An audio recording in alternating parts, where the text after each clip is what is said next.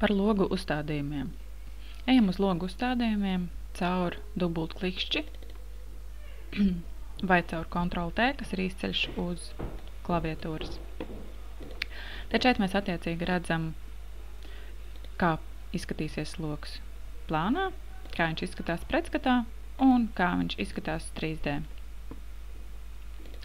Ejam tālāk. Pie tālākajiem uzstādījumiem mums ir ļoti svarīgi izvēlēties Windows Setting and Opening. Šeit mēs norādam, ja tās ir divas vērtnes, tad attiecīgi te mēs norādam, kura vērtne būs vienkārši tā kā iefiksēts stikls, un kura vērtne, piemēram, būs gan varama uz sāniem, gan uz augšu.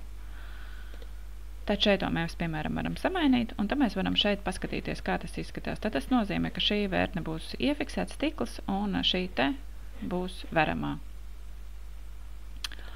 Tālāk mūs interesē tas, kur mēs uzliekam kaut kādus materiālus loga rāmim nomainam. To mēs varam izdarīt šeit te, piespiežot bultiņu uz sānu un izvēloties modela atribūtus. Pie modela atribūtiem šeit te mums parādās tā kā frame outside, tas ir kā no ārpuses kāds būs šis rāmis, tad no iekšpuses, un tad šeit parādās saucamās šprosītes. Šprosītes ir tie dekoratīvie tādas uzlikas, kas iet uz logiem virsū. Un šeit mēs attiecīgi arī varam nomainīt. Nomainam mums vajadzīgo materiālu loga rāmim. Šeit apakšā tas ir glāzs. Tas nozīmē to, ka tas ir tas stikls, kas atrodas logā. Pēc programmas noklusējuma viņi jau piedāvā vienkārši caurspīdīgu stiklu. Ir izņēmumi gadījumi, kad varbūt ir nepieciešams ielikt kaut kādu tonēto. Tālāk mums interesē palodze, jo palodze mums arī tiek ierīkota logam. Tā ir board. Aktivizējam board. Un tad mēs varam šeit arī ielikt, cik viņa tālu atradīsies, piemēram, no sienas, cik izvirsīsies ārā. Cik viņa šeit atradīsies tālu tā kā no sienas tādā šķērsgriezuma skatā, un cik būs pati vispār palodze dziļa. Un šeit ir cik bieza. Var arī leņķi piešķirt, ja ir nepieciešams. Un mums arī ir vajadzīgs palodzē nomainīt materiālu. Palodzē materiālu mēs nomainam šeit, ejot uz leju sarakstā, kas ir modela atribūti, bet tas, kas ir viss tālākais. Tad mēs attiecīgi arī izvēlamies modela atribūtu, un šeit ir board, un tad mēs izvēlamies, kāds būs tonis mūsu palodzē.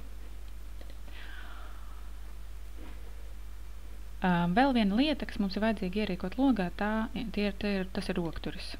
Uzspiežam pie handle un ieklikšķinam, lai aktivizētu, un izvēlamies mūsu vēlamo rokturi.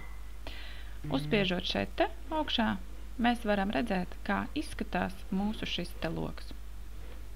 Pasakam OK, paņemam 3D caur F5 un paskatāmies, kā izskatās mūsu logs ierīkotais. Ir viens bet. Viss ir uzstādīts, bet logs ir vienvirus. Lai nevajadzētu katreiz pa jaunam uzstādīt šos te visus uzstādījumus, mēs aizējam ar dubultklikšķi uzstādījumiem, aktivizējot logu, paripinamies nedaudz uz leju, atrodam vienvirus logu. Šeit vienvirus logs, bet neko nespiežam. Uz klaviatūras nospiežam taustiņu kombināciju Ctrl+Alt, lai parādās tāda kā špricīte. Un nospiežot uz tās špricītes, mums ar visiem mūsu uzstādījumiem, kas ir rāmim, mums aiziet šie uzstādījumi uz vienu viru logu, nemainot ne tā platumu, ne augstumu, ne palodzi un ne materiālus. Pasakam OK, un šeit mēs iegūstam mūsu vienvirus logu.